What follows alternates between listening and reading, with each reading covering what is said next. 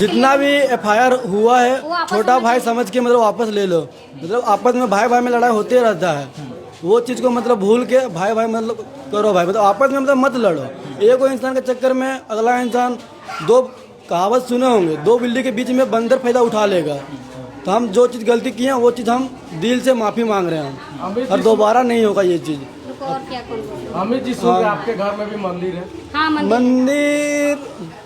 मंदिर वहाँ पे सब चीज़ का है। चलो चलो हो बोले गया। सरना वाला भी है। चलो चलो चलो हो गया। संतोष दा, अमित जी आज माफी मांगे, क्या कुछ कहेंगे? गलती का एहसास हुआ उसको, और लगभग सभी लोगों को एहसास हो रहा है। ग्लेडसन डुगनुक को भी एहसास होगा, अजय तिर्की को भी होगा, सब लोगों को एहसास होगा।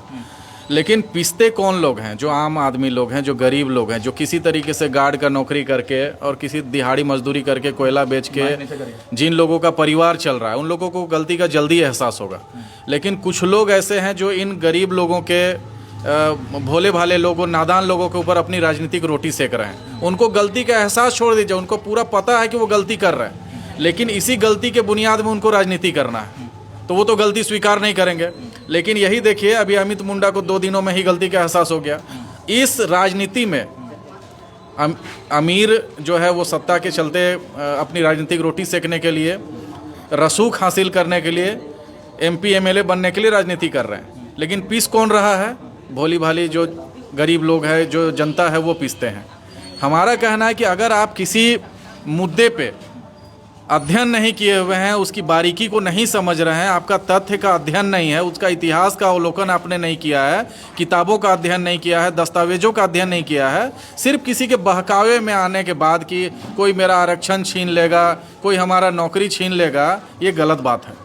अगर आपको किसी बात का कोई कन्फ्यूजन है तो आपके आसपास के जो बुद्धिजीवी हैं, आपके समाज के, गांव के, टोले के, मोहल्ले के जो पढ़े लिखे लोग हैं, टीचर हैं, प्रोफेसर हैं, उनसे आप ज्ञान लीजिए। कौन सा समाज का क्या इतिहास है उसका पहले अध्ययन कीजिए। हजारों सालों का हमारा एक साथ रहने का इतिहास है। एक खेत में धन रोपनी में कौन उरांव, कौन मुंडा, कौन महतो आके रोपता है, आज तक कभी कोई फर्क नहीं हुआ। लेकिन कुछ लोग अभी इसको जो है भारत पाकिस्तान जैसा मुद्दा बना रहे हैं, उसका वजह समझिए। बहुत सारे बुद्धिजीवी जो हैं, कथित आदिवासी समाज के, सरकारी आदिवासी के भी बुद्धिजीवी हैं, जिनको एहसास हो रहा है, वो लोग का बयान बदल रहा है। लेकिन आप अगर दो समुदाय के बीच में कटुता पैदा कर देते हैं, बाद में माफ़ी भी मांग लेते हैं, तो क्या कटुता रातों रात खत्म हो जाएगा क्या? ये बात को समझना होगा। कौन लोग राजनीति रोटी सेक रहे हैं, उन लोगों को पहचानिए और तथ्यों का पहले अध्ययन करिए। अगर कोई समाज अपने हक और अधिकार की मांग सरकार से कर रहा है, तो आपको उस समाज के साथ लड़ाने का क्या तुक है? आप विरोध भी दर्ज करिए तो मोदी जी के भी के लिए दर्ज करिए, केंद्र सरकार से आप मांग करिए। आप कुर्मी समाज को बीच में लाके क्यों बयानबाजी कर रहे हैं? क्या कुर्मी समाज आपसे हक अधिकार मांग रहा है क्या? या आपका इतना औकात या हैसियत है कि आप कुर्मी समाज को किसी हक अधिकार को दे पाएंगे? तो अगर कुर्मी समाज केंद्र सरकार से अगर कोई हक और अधिकार की मांग कर रहा है, तो आपको अगर विरोध करना है तो केंद्र सरकार के पास अपना विरोध दर्ज करिए ना। केंद्र सरकार से आप अपना विरोध दर्ज करते हुए अपील करिए, या जैसे भी करना है करिए कि भाई आप इनको दर्जा मत दीजिए। आप हमसे उलझ रहे हैं, ये तो गलत बात है। हमारा तो आपसे कोई मनमुटाव न था, न है, न कभी कोई रहेगा। आज भी अमित मुंडा यहाँ पे आया, हमने उसको छोटे भाई की तरह ट्रीट किया, हमने उसको सिखाया, समझाया भी और कहा भी कि भाई तुमने गलती किया, अगर तुमको गाली देना है तो हमें गाली दे दो, व्यक्तिगत रूप से गाली दे दो, हम लोग समझ लेंगे। लेकिन अगर तुम पूरे समाज को गाली देते हो, इसका मतलब तुम्हारे मन में बैर भाव भरा गया है। अभी इस बच्चे का हम लोग मानसिक स्थिति का भी अवलोकन किए, हम लोग को समझ में आया कि इसका मानसिक स्थिति ठीक नहीं है। इसको अध्ययन करने का जरूरत है। इसको कहीं ना कहीं से बरगलाया गया है, इसके दिमाग में उल जुलूल बात प्लांट किया गया है। इन सभी चीज़ों को समझना होगा। आप किसी संवैधानिक अधिकार के लिए अगर कोई समाज आवाज़ उठा रहा है, आप अगर उसका समर्थन नहीं कर सकते तो उसका विरोध भी करने का आपको कोई हक नहीं है। एक छोटा उदाहरण देते हैं। आज पूरा आदिवासी समाज, सरकारी आदिवासी भी और गैर सरकारी भी, सरकारी से हमारा आशय है सूचीबद्ध लोगों से, वो लोग केंद्र सरकार से सरना धर्म कोड की मांग कर रहे हैं। क्या हिंदू धर्म के लोग विरोध कर रहे हैं? क्या इस्लाम धर्म के लोग विरोध कर रहे हैं? सिख, ईसाई, बौद्ध, जैन, कोई समाज के लोग विरोध दर्ज कर रहे हैं क्या? नहीं कर रहे हैं ना।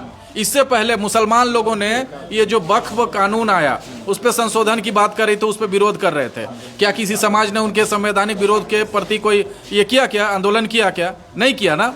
आपके समाज का कोई हक और अधिकार अगर छीना जा रहा है तो आपका पूरा मौलिक अधिकार है कि आप अपने हक और अधिकार के लिए आप जो उचित प्लेटफॉर्म पर उस पर आप अपना आंदोलन करिए। किसी आंदोलन के विरोध में आंदोलन का झारखंड में हमको लगता है ये पहला एग्जाम्पल बन रहा है।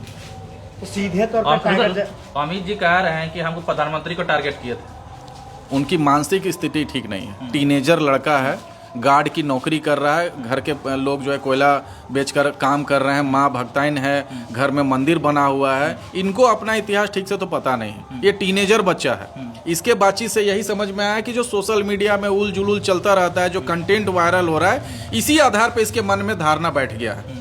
अभी अगर इसका 10 मिनट 15 मिनट प्रॉपर काउंसलिंग किया जाए तो ये आराम से ट्रैक पे आ जाएगा। ये इसकी गलती नहीं है। सोशल मीडिया में जो उल जुलूल बातें फैल रही है उस आधार पे इसकी मनोवृत्ति बदल गई। बोल रहे हैं मुख्यमंत्री को गाली दिए थे। यही तो समझने की बात है।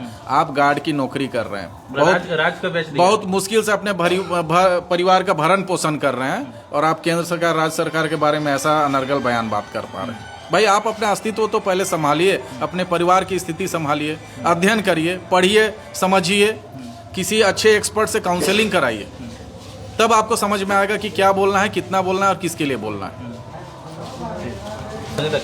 क्या कहिएगा, आप ही के अगल बगल रहते हैं।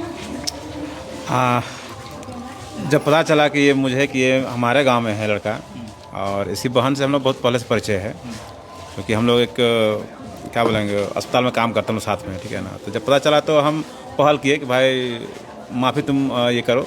वो स्वयं बोला था कि हम माफ़ी मांगेंगे क्योंकि हमसे गलती हुई है। मेरा वैसा कोई मकसद नहीं था किसी समाज को वो ठेस पहुंचाने का।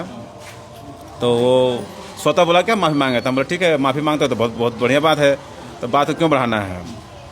तो वही आया था माफ़ी मांगने के लिए, माफ़ी मांग गया। और पता चला कि उसके घर में वही मंदिर है, उसकी माँ झाड़ फूँक करती है।